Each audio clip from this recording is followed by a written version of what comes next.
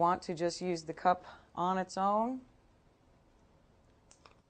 and just leave it sit. Our max is about 3 minutes to leave this sit on a trigger point, on a muscle structure. You can also do nice rounds of these. Pull that tissue up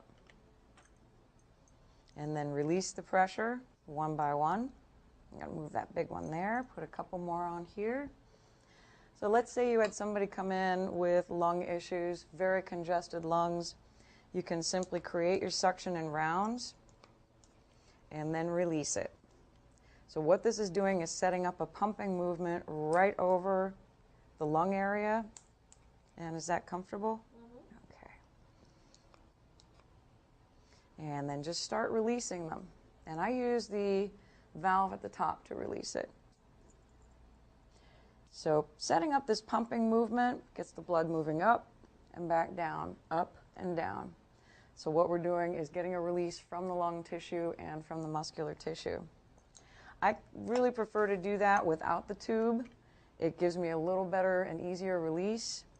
But when I'm moving the cup, and now you can move the cup. How does that feel? That feels awesome. Good. Now really, really watch this cup as you're moving it. You saw it kind of got stuck right over her shoulder here. It just doesn't want to move.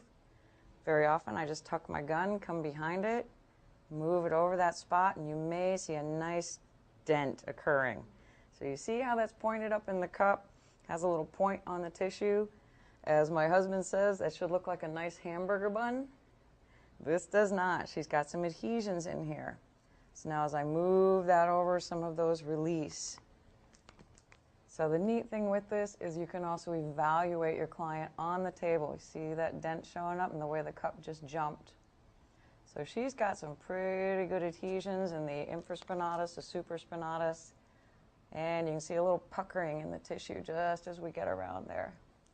The big trick to this, though, is lifting the cup. If you're pressing in on somebody, you're doing nothing but moving a cup over them. We lift it on that medial border. If not, we'd be digging in there with our hands. And you can do that too. Create your suction right over the spine here on the attachments of the rhomboid. Now come in and do that extension. So you've got a form of traction there. You see that little dent dancing in the middle of the cup there? Can you see that on camera?